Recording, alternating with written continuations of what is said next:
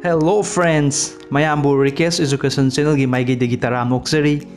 Ayamba yumthong kuding cycle, bike, activa, car mayam ama leinare. Aduga matam asigi matungina mayamna sonariba electric vehicle.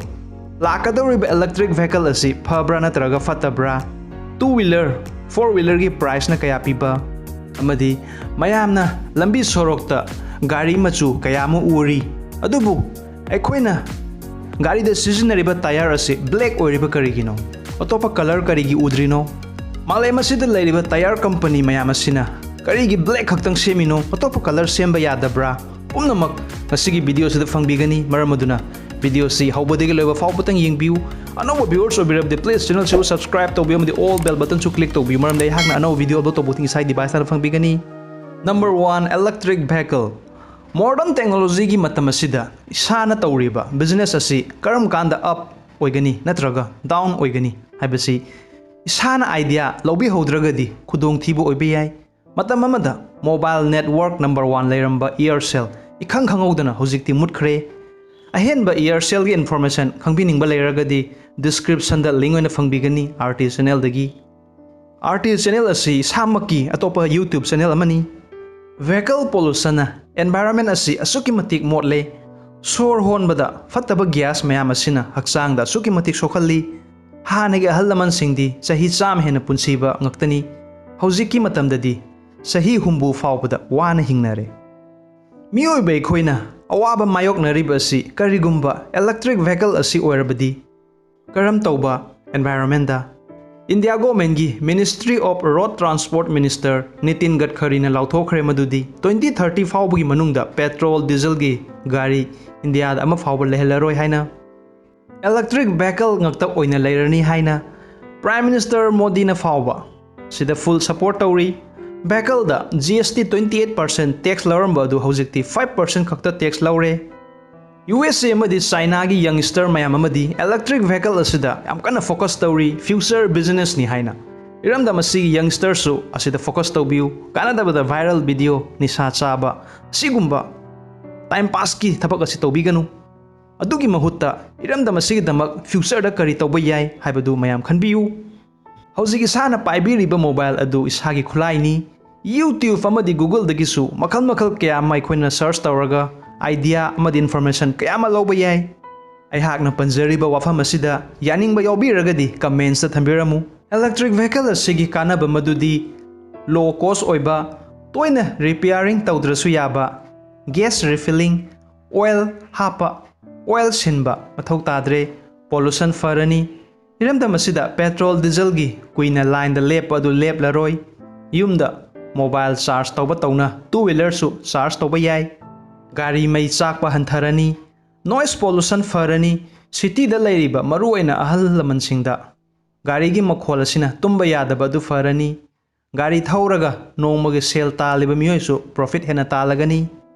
viewers mayam gi wakhal da khanbiramgani gari asigi mamal kamain tauba car charging na kamaina haina praman oina hairagadi nauna keypad mobile tholokpa kandaga hojikka kayam khenai mayam khangbiri duni hojik pudi Nauribanina electric vehicle asi mamal wangli adubu sahi kharagi matungdadi company mayam ama competitive oirakpa yona bo honarakpa adu oiragadi masa mathanta mamal hongdarakpa tabani khwaidagi ahongba electric two wheeler hairagadi Avon E Plus 100cc 50 km per charge rupees 23,658 atopa two wheeler hairagadi 1 lakh above ki price mathakta lei charging asi isagi yumda tawba yai mayamna kaman oina pamnaba bike amadi activa gi design su lei three wheeler auto rickshaw sale tanbagi damak market ta kayama lei mayamna pamnaba four wheeler da hairagadi ahongba dudi number 1 Tata Tigor EV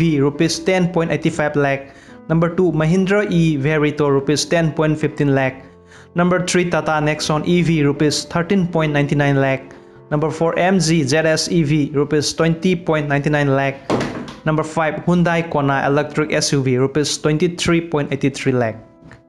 Electric car charging. Car charging asi makhal ani thokna lei ahanbada isagi charging power battery leizaraga yumda charge tawba yai masida 6 to 8 hours changi full battery charge tawbada Full battery amana 300 to 450 km thauba yai. Ani subada super fast charging. Karigumba emergency da full battery charge tauge harbadi aikoina super fast charging asi use tauba yai. Asida pung ama khakta full battery charge oba yai amadi price asi rupees 160 to 200 pay tauba tai. Electric car charging taubagi di government gi plan matungina mall parking, oil pump, airport station, train station, bus station mayam amada thamlagani. Company mayam ama competitive oirakpadagi mobile charging tauna yumda tauba yabagi khudong chabasu lakpa yai.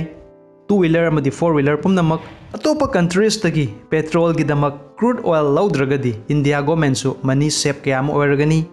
Electric vehicle asi document gi problem su lairaroi. Future asi electric vehicle oigadawri. Government employee gi oinadi compulsory electric vehicle natradi atopa petrol diesel vehicle sizinaba yadabagi announce tawbagi sang wangna lay. Karigumba vehicle laybagi plan laybiragadi electric vehicle ona laybiu asina tungda afaba mo oibayay. Haina channel asina higi nungsiraba viewers mayamda wafam asi thamjari. Number 2 tire. Tire asi layramdragadi cycle, bike, Activa, four-wheeler mayam asi kamaina tawni khaluragadi angakpa mani hanagi matamdadi una chakar semlaga thaunarami. Haujikti rubber na mahut sille makhal makhal kayagi gari machu kayama uri adubu aikoina sizinariba tire asi atopa color oiba yadabra black khakta oiriba karigino saukhatlaba matam asida. Tire asi natural rubber na sabani asida ahanbadadi white color oirami lambi da thauba matamda nungsit changba yam thuna tumba oikhiba adudagi Scottish inverter Robert Thomson na inner tube in 1845 to semki matam aduda mayamna yam interest oikhi. In the year 1880s ta amuka nauna reinvented tauki Scotsman nupamana ming adudi John Boyd Dunlop ikhang khangodana popular oikhi adudagi bicycle da ahanba sizinaki synthetic rubber sizinaki matam aduda kannaba kuina chatnaba haina adubu kanaba khangkhide. Makhal makhalgi experiment tauba matamda India rubber amadi sulfur su experiment habadi changyeng tauki adubu fail oikhi. Makhal makhal kayama changyeng tawba matung carbon black sulfur amadi natural rubber ase mix tawbadagi kuina chatkhiba long lasting obadagi asumna black asi oikhibani. Saukhatlaba matam asida atopa machugi color tire di semba yadabra China gi company amana semki rota su fajana chatli adubu long lasting oidabadagi makhal makhal semba color se lepkhibani.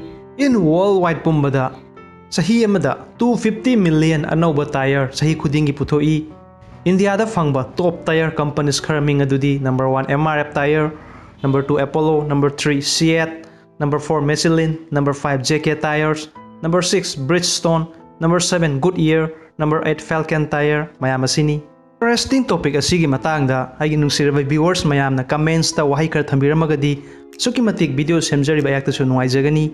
Channel asida anova viewers obirabadi please channel asibu nungsibiduna subscribe tawbiu maramdi sigumba interesting topic asi school amadi college da fangbiroi loinana all bell button su click tawbiu maramdi ai hakna anova video upload tabu kuding isai device tana fangbigani.